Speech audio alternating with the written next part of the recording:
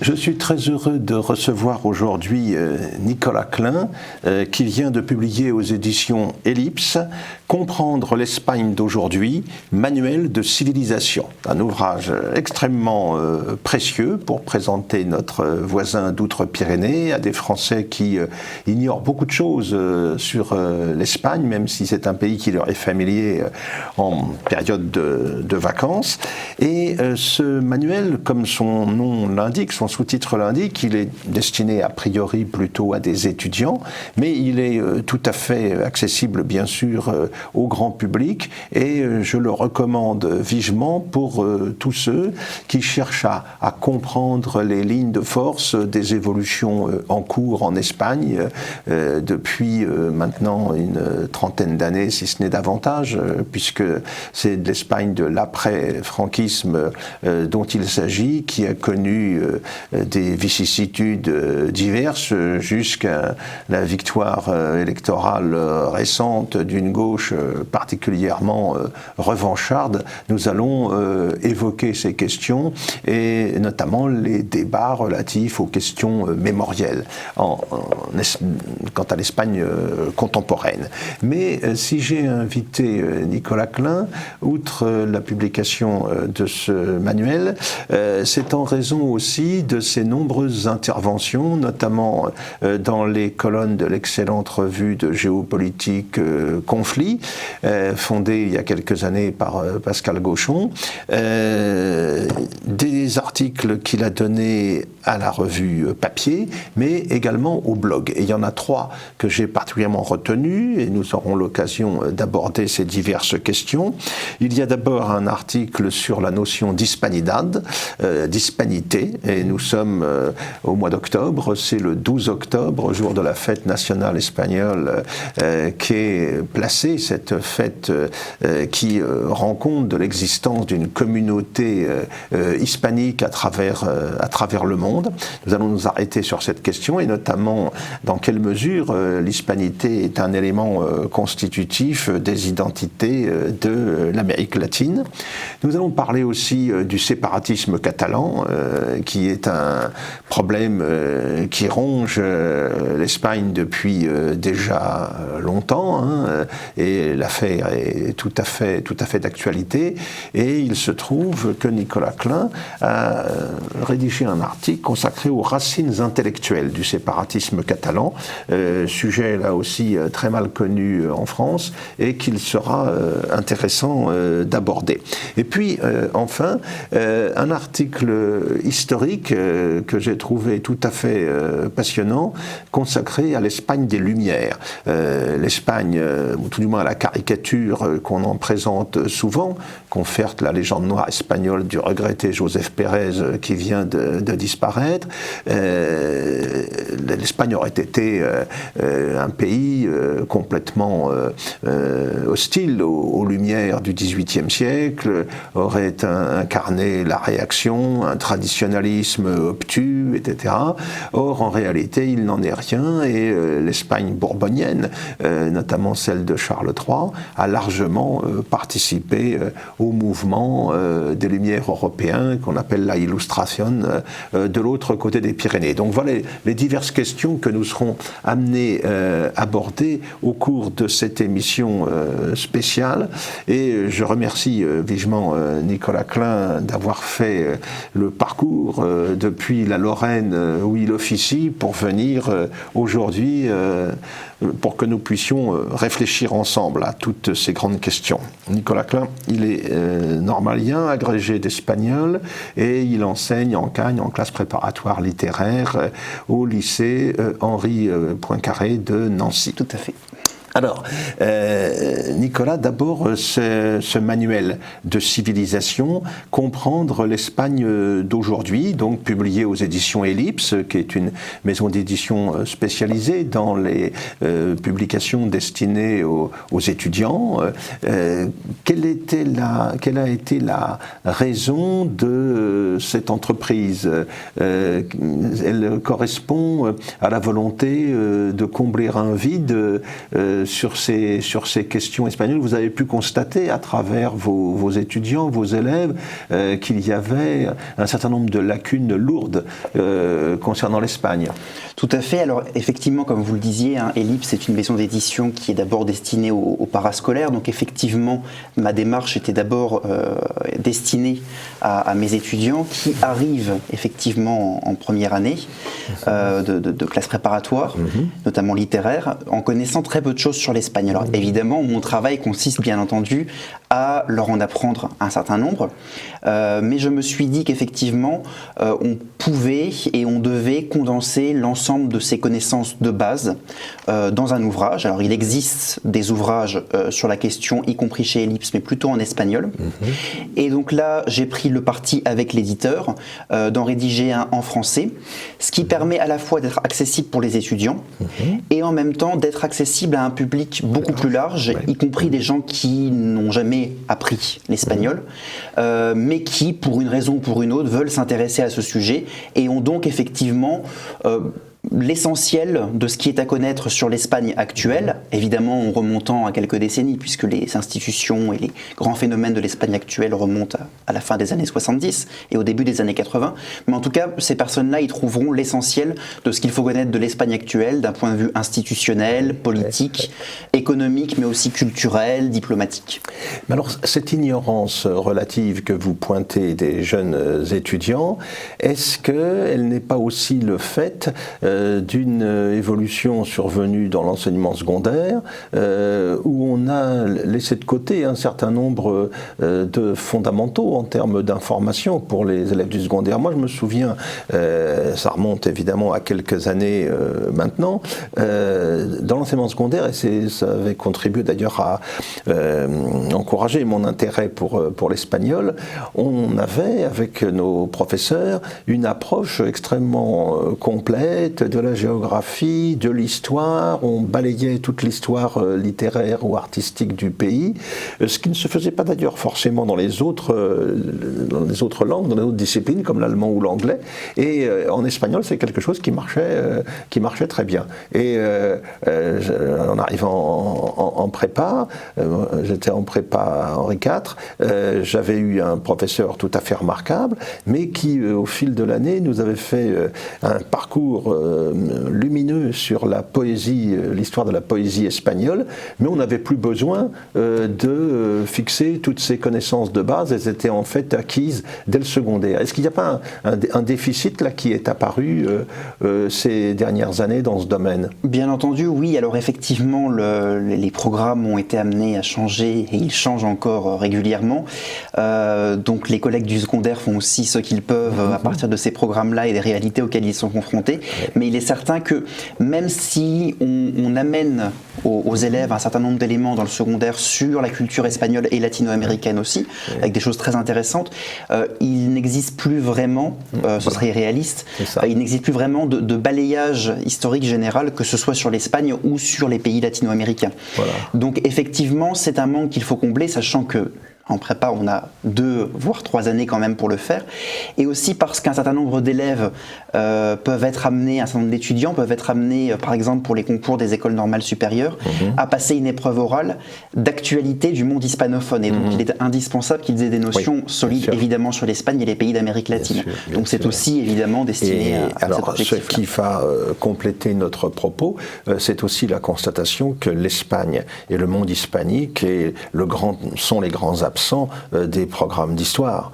En fait, l'histoire de l'Espagne est tout à fait méconnue ou alors survolée d'une manière souvent simpliste, avec un certain nombre d'idées reçues et de caricatures, celle qu'a justement dénoncé Joseph Pérez, à qui je rends de nouveau hommage, disparu ces jours derniers, et qui, dans sa légende noire espagnole, a remis les choses au point ce qui était bien nécessaire pour le public français, qui était gavé de toutes les idées reçues relatives à l'Inquisition, à une Espagne réactionnaire qui avait complètement loupé le virage de la modernité, etc. Le tout culminant évidemment avec le régime franquiste, considéré comme une des incarnations du mal absolu. Donc, ce déficit au niveau de l'enseignement de l'histoire, c'est très utile aussi que les professeurs d'espagnol le prennent en charge pour apporter les fondamentaux nécessaires à leurs élèves. Donc je recommande vivement ce manuel, Comprendre l'Espagne d'aujourd'hui, qui aborde toutes les questions institutionnelles, sociales, culturelles que l'on peut se poser donc sur nos voisins d'outre-Pyrénées. Alors, comme je l'ai dit au début, je voudrais que nous nous arrêtions spécialement sur un certain nombre de travaux, d'articles rédigés par Nicolas Klein et que j'ai trouvé particulièrement intéressants et originaux et susceptibles d'apporter un regard plus complet sur la réalité hispanique. Et tout d'abord, j'aimerais que nous parlions de ces fameuses lumières espagnoles du XVIIIe siècle. J'avais déjà quelques idées sur la question, évidemment, mais j'ai trouvé que votre article était extrêmement complet, extrêmement clair, parfaitement didactique et mettait vraiment les choses au point par rapport, encore une fois, à l'image caricaturale d'une Espagne complètement attardée, qui ne correspond pas du tout à la réalité de l'Espagne du XVIIIe siècle, à partir du moment où elle est dirigée par la dynastie des Bourbons. On sait que la dynastie Habsbourg se termine avec la mort du malheureux Charles II. Il y a une guerre de succession d'Espagne très longue et très pénible qui aboutit finalement à l'avènement du petit-fils de Louis XIV, le duc d'Anjou, qui va prendre le titre de Philippe V. Et on a un XVIIIe siècle qui ne correspond pas du tout à l'image que pouvait donner l'Espagne habsbourgeoise, l'Espagne de las Austrias, comme on dit en Espagne, des siècles précédents. On avait une Espagne qui avait dû, abandonner son rôle ou sa position de nation largement dominante en Europe entre les traités de Westphalie et des Pyrénées au milieu du XVIIe siècle. Ensuite, le règne interminable du malheureux Charles II après la mort de Philippe IV. Et au bout du compte, on entre vraiment dans une ère nouvelle avec les Bourbons. Est-ce que vous pourriez nous dire dans quelle mesure, justement, cette Espagne-là, du XVIIIe siècle, elle participe tout à fait au grand bouleversement intellectuel, technique, culturel, qui correspond à ce que nous appelons, nous, les Lumières, terme pour lequel les Espagnols ont une autre expression, c'est la Illustration, cette période. Alors en fait l'Espagne du XVIIIe siècle et du début de la dynastie des Bourbons se trouve dans ce domaine un petit peu à la confluence de deux phénomènes. D'abord un phénomène européen venu de l'étranger, majoritairement de France, mais aussi d'Angleterre, d'Écosse, des principautés germaniques, qui consiste effectivement en l'émergence de l'esprit des Lumières et donc l'émergence d'une nouvelle philosophie qui va remettre en cause un certain nombre de fondations intellectuelles, idéologiques, politiques de l'Espagne de l'époque, de l'Europe de l'époque et de l'Espagne de l'époque aussi partant. Et il y a également un phénomène qui est plus proprement espagnol et qu'il ne faut surtout pas, à mon avis, sous-estimer, qui est celui d'une rénovation interne de la pensée, des arts, des lettres et des sciences, qu'on voit surgir notamment au XVIIe siècle avec les arbitristes, c'est un terme arbitristas qui désigne une série de penseurs notamment politiques. Les innovatores, qui sont principalement des penseurs scientifiques du début du XVIIIe, tout ce courant-là en fait qui vient du Moyen-Âge et du siècle d'or espagnol rencontre le mouvement européen des Lumières. Et de cette rencontre, de cette fusion, si j'ose dire, naissent les Lumières espagnoles. Oui, parce que ça c'est très important ce que vous venez d'expliquer, c'est que l'Espagne, contrairement encore une fois à la caricature qu'on en présente, elle a déjà avec ses universités, notamment l'école de Salamanque, dès l'époque de Philippe II, même Philippe II présenté comme la quintessence de la réaction cléricale, des horreurs inquisitoriales, etc. Il y a déjà tout un courant, tout un mouvement intellectuel qui précède même, qui anticipe tous les mouvements qu'on verra se développer au XVIIe en France ou en Hollande. Et ça, c'est quelque chose qui est complètement méconnu en France. Et il y a une autonomie en quelque sorte de l'évolution intellectuelle de l'Espagne dans le sens de la modernité et qui commence en fait dès le XVIe. Tout à fait. Et comme vous l'avez expliqué, qui va venir se rencontrer avec les influences venues d'Europe au XVIIIe pour créer justement ces fameuses lumières espagnoles. C'est un point, je crois, très important qu'il était intéressant de mettre en avant. Alors, dans cette affaire, quelle est l'influence et quelle est l'importance de l'apport français, puisque les tenants des Lumières espagnoles, leurs adversaires, vont les désigner comme des afrancesados, donc comme des gens vendus à l'étranger, en quelque sorte. C'est ce qu'on dira aussi pour ceux qui seront favorables à Joseph Bonaparte et à l'occupation napoléonienne au nom des progrès émancipateurs apportés par la conquête napoléonienne. Alors, la France dans tout ça? Alors, la France d'abord est devenue effectivement la puissance hégémonique sur le continent au tournant des XVIIe, XVIIIe siècles, notamment sa victoire sur les tercios espagnols à Rocroi, si je ne me trompe pas, en 1643. 1643, tout à fait, oui. Elle est sortie, c'est un des vainqueurs des traités de Westphalie, et effectivement, sa prépondérance militaire, politique, diplomatique amène très logiquement une prépondérance aussi culturelle, linguistique et intellectuelle qui se fait sentir en Espagne par les apports effectivement des arts, des lettres et des sciences de la France. Je pense notamment à ce qui vient par exemple de Descartes ou même de personnalités comme Pierre Bayle. Alors qu'auparavant, on avait le mouvement inverse, notamment dans le domaine du théâtre. On sait comment, c'est Tirso de Molina qui inspire Corneille. Les modes espagnols ou les comportements espagnols avaient en quelque sorte déteint sur la France du premier XVIIe siècle. Tout à fait, oui. Donc cet apport-là est manifeste puisqu'en fait il correspond à la position hégémonique de la France à cette époque. Et puis l'apport des Lumières françaises va être encore plus patent à partir du moment où le duc d'Anjou, le petit-fils de Louis XIV, va monter sur le trône espagnol en 1700 sous le nom de Philippe V. Alors il y a d'abord l'intervalle de la guerre de succession d'Espagne qui marque le début du règne de Philippe V et qui le marque durement. Mais dès l'arrivée sur le trône d'Espagne de Philippe V, toute une série, tout un ensemble d'éléments de la pensée française et des lumières françaises, telles qu'elles commencent à se développer assez largement, surgissent sur la scène espagnole. D'abord parce que Philippe V est le tenant d'une nouvelle dynastie, qu'il a été éduqué à la française, notamment par Fénelon, et qu'il va imposer des goûts officiels, de nouveaux goûts officiels à la cour d'Espagne et donc au sein des élites espagnoles.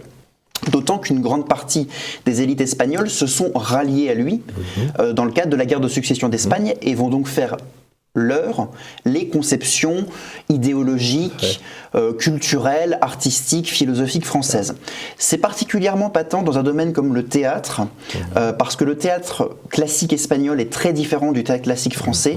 Dans le théâtre classique espagnol, par exemple, on n'a pas du tout les fameuses règles d'unité. Unités de lieu, de temps, voilà, etc. Et on n'a pas du tout non plus le souci de séparer les genres comiques et tragiques. Et Philippe V va venir imposer, ensuite avec ses successeurs sur le trône, des goûts théâtraux officiels qui ne prendront jamais véritablement en Espagne, mais c'est un bon exemple, je trouve, de cette volonté officielle de promouvoir un nouvel art officiel et une nouvelle pensée officielle.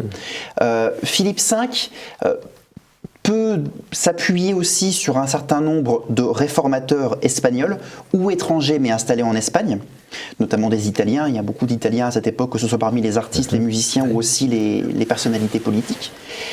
Et il peut s'appuyer également sur des penseurs proprement espagnols du début de ce XVIIe siècle. Je pense notamment au père Feijoo, qui est, on va dire, le grand précurseur des Lumières en Espagne. Il y a évidemment d'autres noms parmi ses devanciers, mais on va dire que Feijoo est considéré généralement comme le grand précurseur des Lumières espagnoles.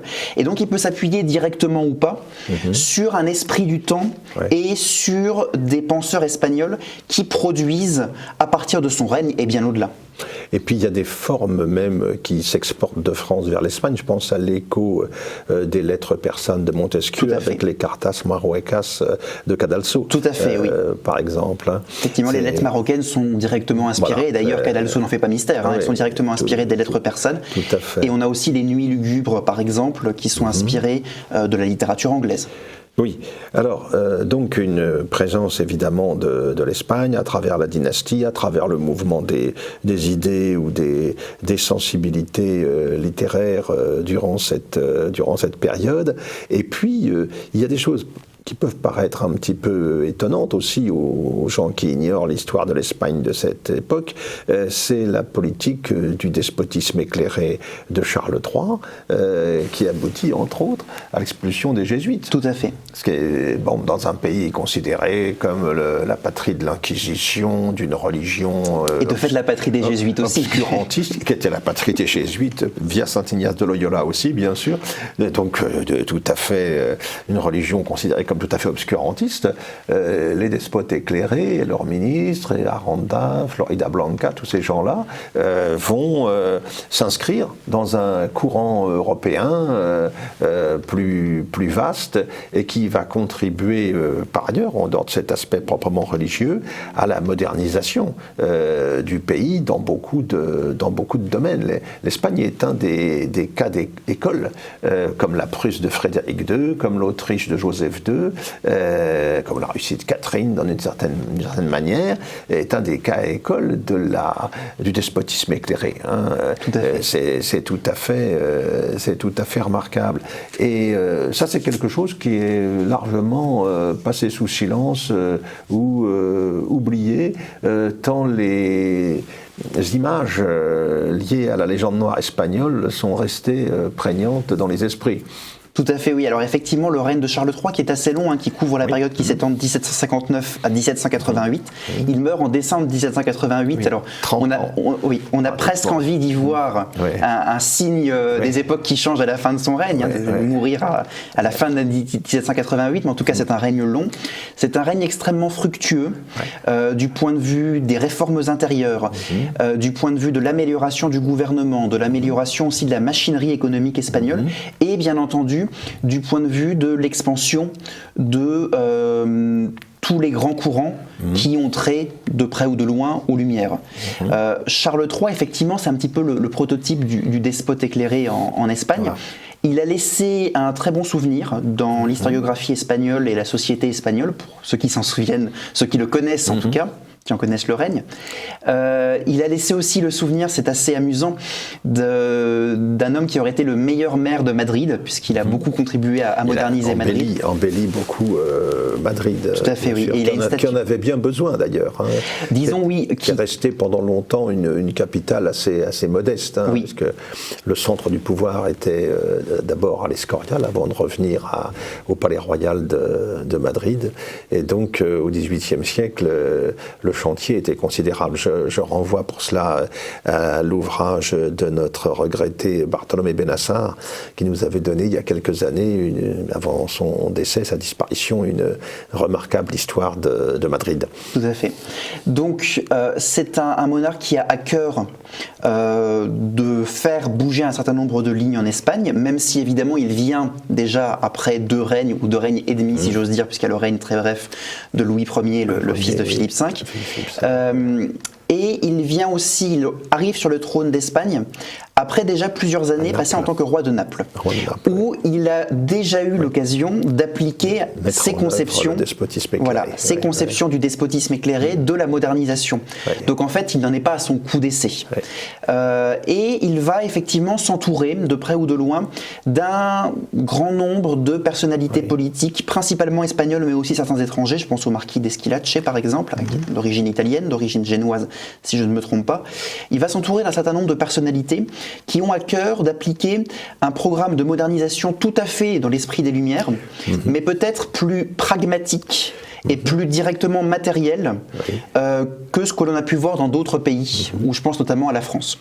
Ça va passer effectivement... Oui, parce que le pouvoir politique en France n'a pas vraiment suivi les aspirations intellectuelles qui étaient en train de s'imposer. Alors, il y a eu un décalage entre les deux.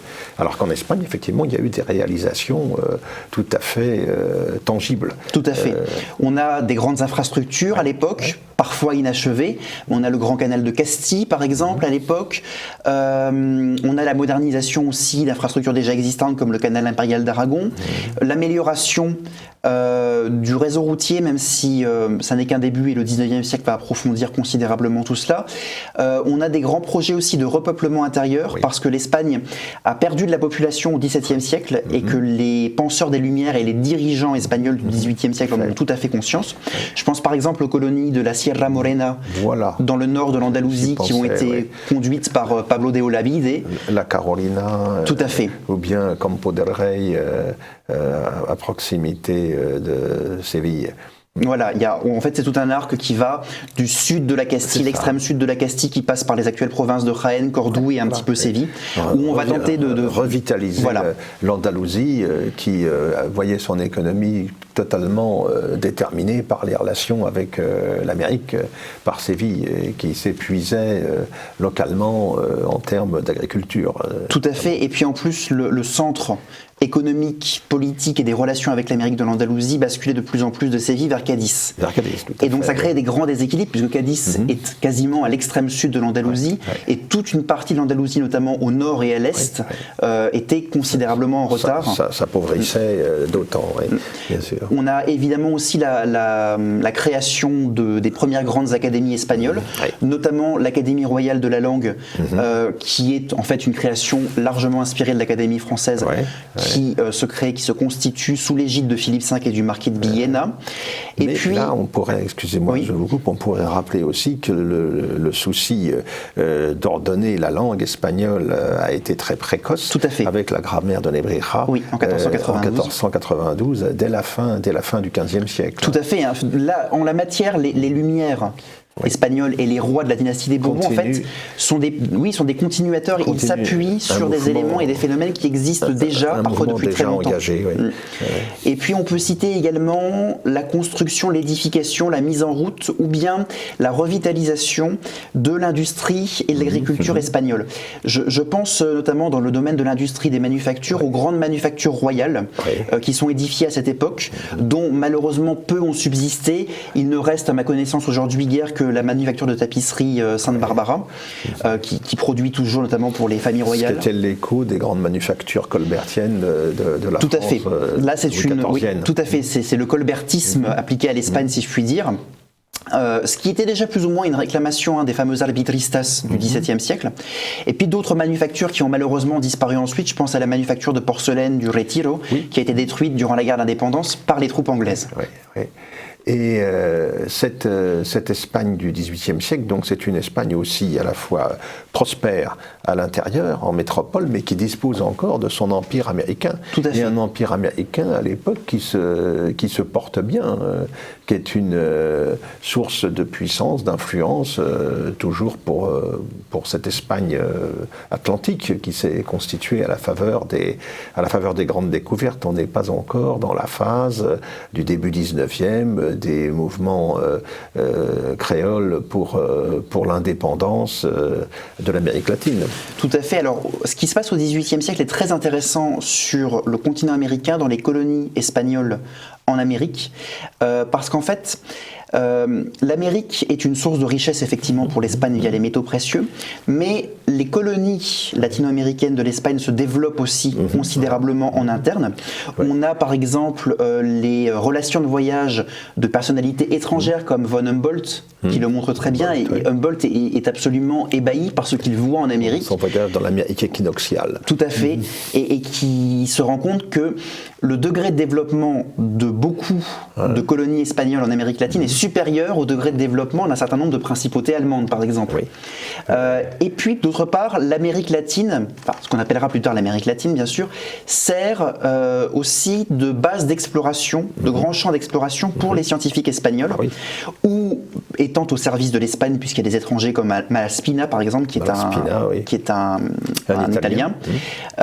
Et donc, on va avoir de grandes explorations comme celle de Jorge Juan, celle de Félix de Azara, celle de Celestino Mutis pour ce qui est de la botanique et de la connaissance de la faune et de la flore latino-américaine. Et puis on ne peut pas oublier non plus, et véritablement c'est un événement je crois majeur de l'histoire qui est trop méconnu, on ne peut pas oublier la grande expédition royale philanthropique du vaccin menée par Balmis et Salbagne, qui est souvent considérée comme la plus grande organisation humanitaire, la plus grande campagne humanitaire de l'histoire. Une ONG avant la lettre. Voilà, c'est ça. Mais sous le patronage royal. Après la découverte du vaccin contre la variole de Jenner. C'est donc une image du XVIIIe siècle espagnol qui rompt tout à fait avec, encore une fois, les caricatures que l'on en présente souvent, et qui explique aussi que quand intervient l'occupation napoléonienne, qui est très brutale, qui suscite une révolte populaire d'emblée, on connaît les épisodes du Dos de Mayo 1808, il y a une partie des élites espagnoles qui est prête à s'accorder ou à tolérer cette occupation dans la mesure où elle la voit comme la possibilité de réaliser pleinement les projets, les idées qui étaient portés par les Lumières, l'abolition de la féodalité, l'interdiction de la fin de l'Inquisition, etc. Tout à fait. Alors, ce qui se passe en fait en Espagne à la fin du XVIIIe siècle et durant le grand tournant que constitue la Révolution française, c'est qu'en fait donc on a la disparition de Charles III qui meurt en décembre 1788. Son fils Charles IV monte sur le trône et malheureusement Charles IV n'a pas les qualités de son père et ne veut pas régner, n'aime pas régner.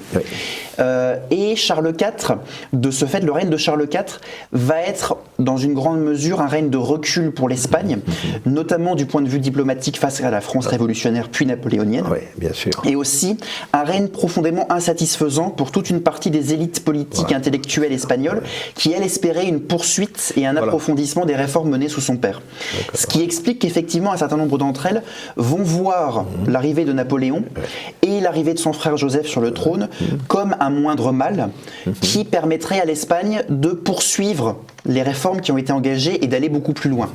Mais ce qu'il faut bien comprendre, c'est qu'il y a aussi toute une partie des élites espagnoles qui avaient les mêmes idées sur la modernisation de l'Espagne, qui, elles, rejettent la présence napoléonienne et le règne de Joseph Bonaparte, parce qu'elles estiment que certes il faut des réformes, certes il faut aller plus loin, il faut poursuivre, il faut moderniser, mais que cela ne peut pas se faire au prix de la souveraineté de l'Espagne face à la France. Perte d'indépendance de l'Espagne, évidemment, d'où le sursaut populaire très puissant, encadré par l'Église, de la guerre d'indépendance qui va suivre donc les événements de 1808. Alors, bon, voilà quelques réflexions tout à fait intéressantes relatives aux Lumières. J'aimerais maintenant que nous abordions une autre question qui est encore aujourd'hui largement présente dans tous les débats relatifs à l'Espagne, c'est la question du séparatisme catalan. On a vu ces dernières années les dernières évolutions de ce problème. Vous avez publié un article extrêmement intéressant et tout à fait pertinent sur les racines intellectuelles du séparatisme catalan. Parce que voilà une bonne question, parce qu'il s'agit là d'un phénomène tout à fait particulier. On voit bien que depuis le 19e siècle, aussi bien au Pays Basque qu'en Catalogne, il y a une réaction d'aspiration de ces minorités au moins à l'autonomie, la préservation des fameux fueros qu'assurait l'ancien régime. Ça va parasité pas mal l'histoire de l'Espagne au XIXe, puisque ces deux minorités vont se tourner vers la réponse carliste. Tout à fait. Pendant un temps, la dissidence carliste, et puis on verra ensuite au XXe que c'est plutôt à travers les idéologies de gauche, anarchistes, socialistes, etc., que ces mouvements-là vont s'exprimer jusqu'à l'époque de la guerre civile, où un petit peu, de manière un peu surprenante, puisqu'il y avait une tradition carliste dans ces régions, on retrouve Catalogne et Pays Basque dans le camp de la République qui leur avait accordé une large autonomie contre un camp franquiste qui lui se faisait le champion de l'unité sans faille de l'Espagne. Alors le cas du Pays Basque est bien particulier, nous ne l'aborderons pas, mais en ce qui concerne le séparatisme catalan, il y a une chose qui peut surprendre, c'est que à la fin du régime franquiste, quand s'est installée la monarchie parlementaire actuelle, une très large autonomie a été accordée aux diverses régions espagnoles, pas seulement d'ailleurs au Pays Basque et à la Catalogne, c'est aussi vrai pour l'Andalousie, la Galice, le Levant, la Castille, etc. Et puis, depuis, on a l'impression que du côté du Pays Basque, les choses se sont apaisées. Le terrorisme de l'ETA s'est progressivement été réduit, et alors que c'était le terrorisme le plus actif, le plus virulent. Hein. Et puis en revanche, du côté de la Catalogne, sans que ça prenne forcément la forme terroriste, on a l'impression d'une radicalisation des revendications autonomistes, ou non pas autonomistes, indépendantistes. Hein. Comment peut-on expliquer ce phénomène, cette différence ? Alors, juste à mon avis, une précision qui est importante, les choses sont assez compliquées, y compris pour le Pays Basque. Et alors, effectivement, le terrorisme de l'ETA est une chose ancienne maintenant, fort heureusement, mais les dirigeants régionaux basques ont aussi leur propre agenda, qui certes est beaucoup plus modéré dans les moyens et la forme, mais qui vise aussi à terme une forme d'indépendance. Mais le cas basque est un peu particulier, donc si on se concentre sur le cas de la Catalogne, je pense qu'on est là aussi à la confluence de plusieurs phénomènes. Le premier phénomène, c'est d'abord, je crois, l'affaiblissement consenti par les autorités espagnoles de l'État central. L'État central, c'est progressivement, au fil des décennies, depuis la mort de Franco et depuis l'approbation de la Constitution 78, s'est délesté d'une série de compétences et a transféré des sommes considérables aux régions. Et donc l'État espagnol, l'État central, a accepté de s'affaiblir, y compris dans des domaines clés comme la santé publique ou l'instruction.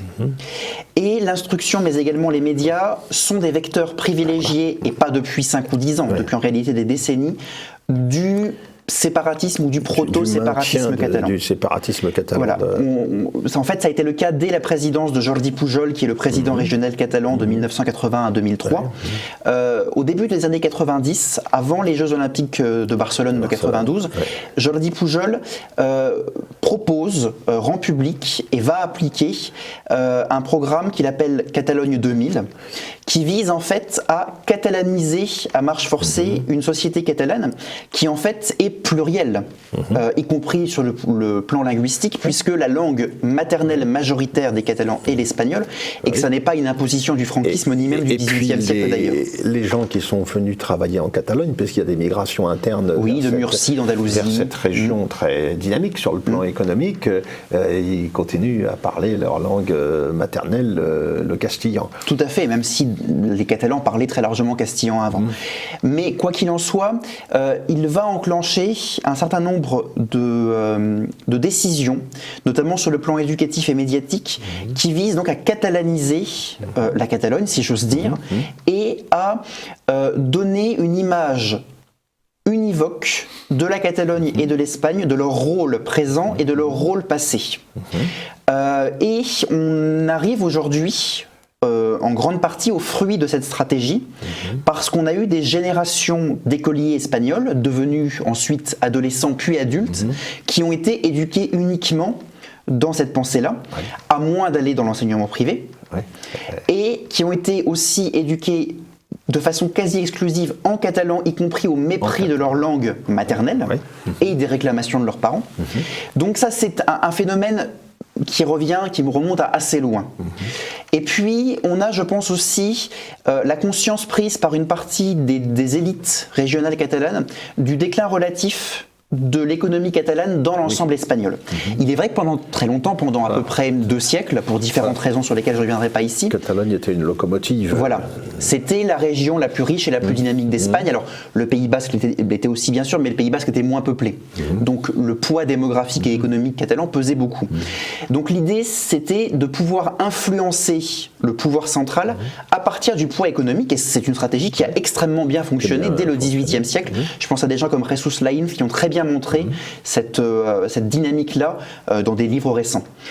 Or, le grand paradoxe, c'est que la Catalogne, qui était sortie renforcée sur le plan économique de la dictature franquiste, ce qu'on ne dit jamais, voit petit à petit, et principalement à partir du début des années 2000, comment la démocratie et la décentralisation très poussée de l'Espagne la font décliner relativement, bien sûr, mais décliner dans l'ensemble espagnol, notamment au profit de Madrid. Au moment où on a le plus décentralisé, c'est le moment où finalement la Catalogne a le moins profité des avantages économiques qui étaient les siens. Et puis l'ensemble de l'Espagne a profité largement aussi de l'intégration à l'Europe en matière d'infrastructures, en matière de développement. Alors la Catalogne aussi bien sûr, mais l'équilibre s'est quand même en partie rétabli. Tout à fait, oui. La Catalogne avait été la première région connectée à l'étranger par des autoroutes.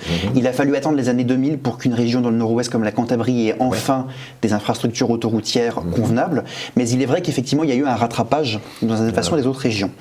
Et je pense que cela génère un malaise, une frustration et une peur dans une partie des élites catalanes, pas seulement politiques mais aussi économiques, qui constatent qu'effectivement leur poids économique va en s'affaiblissant relativement et que donc leur poids politique au niveau de l'État central pourrait s'en ressentir.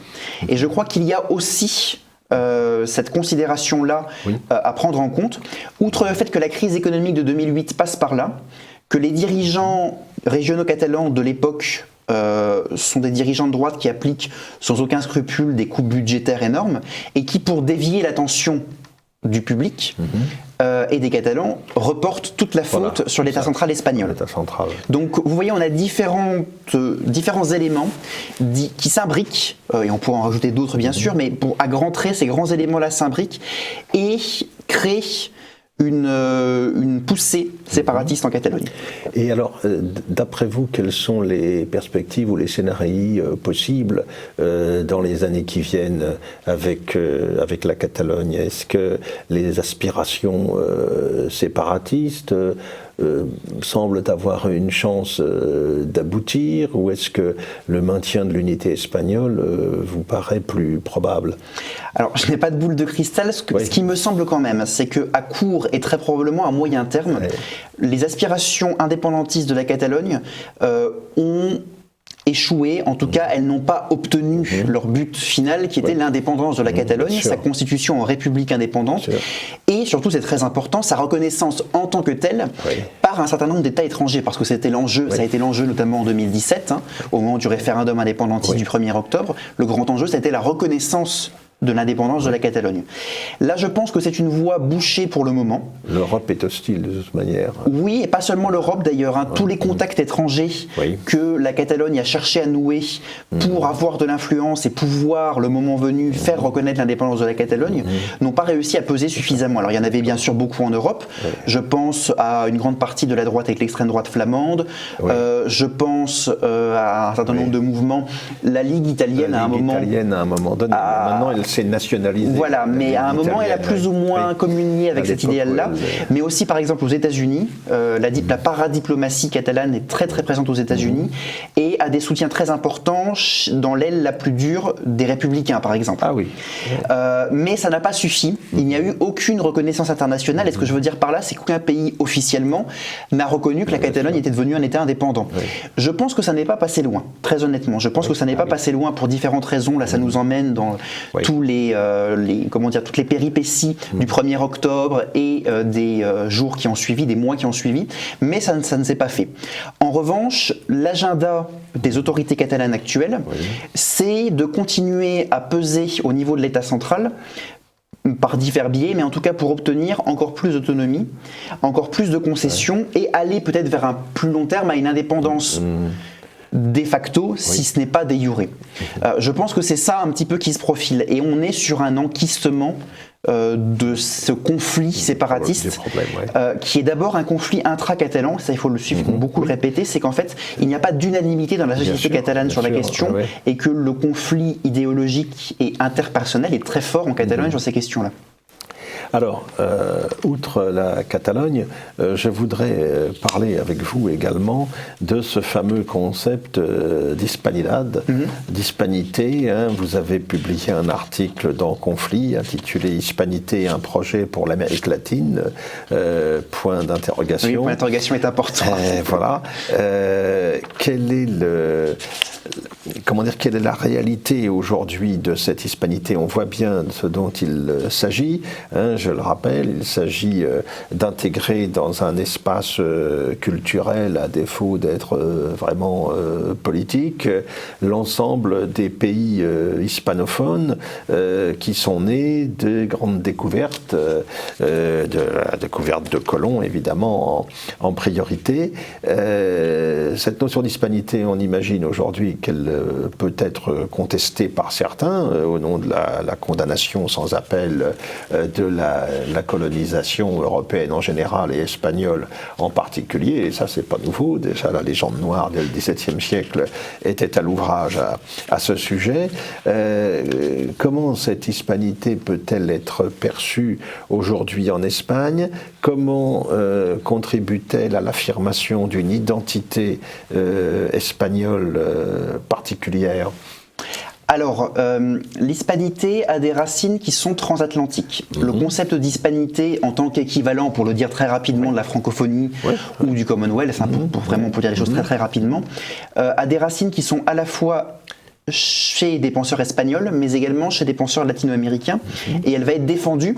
Et elle est toujours défendue aujourd'hui par des personnalités des deux côtés de l'Atlantique. La difficulté que rencontre l'hispanité, c'est qu'elle est remise en cause, comme vous le disiez, par la condamnation du passé colonial, l'idée que l'apport espagnol et à travers lui européen est condamnable en bloc et est nocif. Et on retrouve cette idée non seulement dans des franges des sociétés latino-américaines, mais aussi dans un certain nombre de franges idéologiques de la société espagnole. La société espagnole, bien sûr, oui. Notamment, principalement, chez de certaines gauches radicales, et chez, bien sûr, les séparatistes catalans ou basques, qui évidemment profitent de cette remise en cause pour essayer d'affaiblir culturellement l'ensemble. Voilà. Légitimer la nation espagnole, tout à fait. La nation historique espagnole. Oui. Alors, je pense que si l'hispanité est suffisamment bien portée des deux côtés de l'Atlantique, ça peut être véritablement, je crois, un projet d'avenir pour l'Espagne. Beaucoup plus porteur, à mon avis, pour l'Espagne que le projet de la construction européenne. Mais évidemment, ça va supposer qu'une grande partie des Espagnols et des Latino-Américains s'en emparent. Et il existe des luttes à ce sujet en Espagne et en Amérique latine. Et de la même façon qu'en Espagne, tout le monde n'est pas vent debout pour défendre l'hispanité, de la même façon en Amérique latine, tout le monde n'est pas dans un rejet du passé colonial et espagnol, loin s'en faut. Donc à partir de là, je pense que c'est un projet qui a de l'avenir, qui peut être porté et qui peut permettre de créer une communauté à la fois historique, culturelle, mais aussi, pourquoi pas, une communauté économique, à terme renforcer les liens économiques qui existent entre ces deux pans de l'hispanité. Avec un scénario un peu comparable ou un peu analogue pour le Portugal, avec le Brésil, l'Angola, il y a aussi une formule un petit peu comparable. Alors cette hispanité, elle est remise en cause évidemment par les mouvements indigénistes apparus dans divers pays d'Amérique latine, je pense notamment à la Bolivie, un peu au Pérou, un peu au Mexique aussi. Est-ce qu'elle n'est pas d'emblée compromise par ce réveil, ces revivals indigènes précolombiens? Alors pas nécessairement. Ce qu'il faut comprendre, c'est que l'indigénisme naît d'abord comme un mouvement purement culturel et notamment littéraire. Que l'indigénisme est très largement soutenu, au moins à ses débuts, par les États-Unis d'Amérique, qui voient une formidable occasion de couper l'Amérique latine de ses racines européennes. Et que ça n'est qu'ensuite, au fil des décennies, que l'indigénisme va devenir un projet plus politique, tel qu'on le voit s'affirmer avec Evo Morales et son successeur élu Luis Arce en Bolivie par exemple, mais dans d'autres nations latino-américaines. Cependant, tous les indigènes ne sont pas nécessairement séduits par le projet indigéniste, ne sont pas nécessairement hostiles à l'Espagne et peuvent même s'opposer de manière assez frontale et univoque aux tentatives de culpabilisation de l'Espagne. Récemment, le président du Mexique, Andrés Manuel López Obrador, a réitéré des demandes qu'il avait déjà faites en mars 2019 d'excuses officielles de la part de la monarchie espagnole pour les violences de la colonisation. Alors Andrés Manuel López Obrador lui-même n'est pas indigène, mais il a voulu se saisir de ce cadre-là. Utiliser démagogiquement ce sujet, quoi. Tout à fait. Et on a vu un communiqué officiel de l'armée zapatiste de libération nationale, qui est une guérilla très importante dans le sud du Mexique, qui notamment œuvre pour la dignité des indigènes, s'opposer à cette demande officiellement, en expliquant que les indigènes ne devaient pas considérer que l'Espagne devait demander des excuses pour ce qui s'était passé, que l'Espagne avait certes commis des crimes, mais avait aussi apporté beaucoup de choses, et il expliquait notamment que ce type de déclaration et de politique servait à habilement détourner l'attention des problèmes des indigènes aujourd'hui dans les républiques indépendantes. Ce qu'il faut que nos téléspectateurs comprennent bien, c'est certes l'Espagne a commis un certain nombre de crimes, de massacres, évidemment comme dans toute colonisation, c'est malheureusement le lot de l'histoire humaine. Les Nord-Américains, ça a laissé davantage de conséquences. Bien sûr, évidemment. Toutes les aires culturelles, tous les pays l'ont fait quand ils en ont eu la puissance et l'occasion, malheureusement. L'Espagne a aussi eu une politique officielle très aboutie concernant la protection des indigènes et de leur culture. C'est les rois catholiques. Tout à fait, ce qu'on dit très peu. Et surtout, ce qu'il faut aussi bien comprendre, c'est que ce sont les républiques latino-américaines devenues indépendantes, notamment au 19e siècle, au début du 20e siècle, qui ont été les plus féroces dans la lutte contre les indigènes, précisément au nom de la supériorité de la culture européenne dont elles étaient les héritières, et qui ont commis les véritables génocides d'indigènes. Je sais que ça ne va pas faire plaisir à tous ceux qui nous regardent et nous écoutent, mais un homme comme Simón Bolívar, qui est le grand héros de l'indépendance d'un certain nombre de pays latino-américains, dont le Venezuela, où il est aujourd'hui érigé en figure majeure, un homme comme Simón Bolívar est coupable, si on prend ça en termes de culpabilité, s'est rendu coupable d'un certain nombre de politiques opposés aux indigènes, même physiquement, et aux Noirs. Ce qui ne l'empêche pas d'être le grand héros de l'indépendance et le grand héros de Nicolas Maduro à la suite d'Hugo Chavez. Donc l'histoire est compliquée. Oui. L'histoire est compliquée, effectivement. En tout cas, vous avez contribué par vos réflexions et vos analyses à nous éclairer sur toutes ces questions. Merci beaucoup, Nicolas Klein. Je rappelle le titre de votre dernier ouvrage, Comprendre l'Espagne d'aujourd'hui, manuel de civilisation aux éditions Ellipse. Merci. Merci.